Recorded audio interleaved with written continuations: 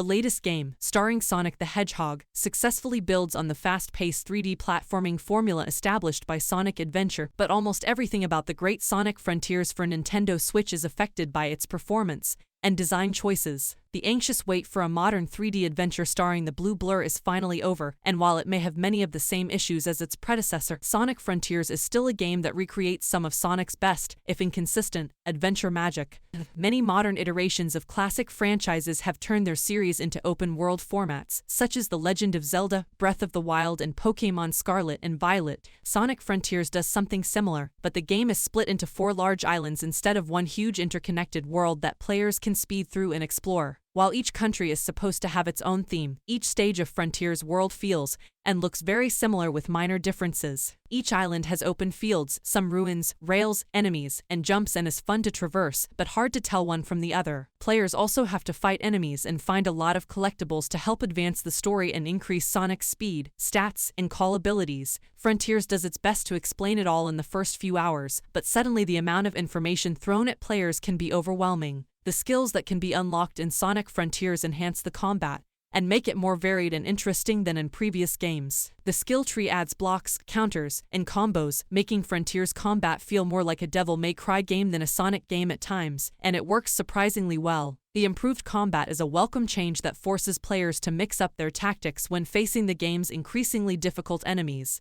However, the most frustrating part of Sonic Frontiers is less stressful, as it has no life or game screen like previous Sonic games. Instead, players will reset to their last safe location or the last checkpoint they reached, depending on the situation. Scattered across each island are mini-bosses and map-unlocking challenges that will test players' fighting skills, wits, and speed. Combat aside, however, the cyberspace level of Sonic Frontiers is the most fun level in the game. These particular scenes completely remove Sonic's new combat abilities and world islands, and this is where the game's exciting and energetic soundtrack shines. During these stages, the game focuses on fast-paced platforming, which is often the highlight of controversial Sonic games like Unleashed and Generations. However, the high quality of the cyberspace stage makes Sonic Frontiers' gameplay issues more apparent when players return to explore the world around it. As the Sonic franchise transitioned from 2D to 3D, it became easier to accidentally send Sonic speeding in the wrong direction or off a deadly cliff, a problem that has existed for over a decade. Sonic Frontiers is full of moments that force players to switch between 360-degree free motion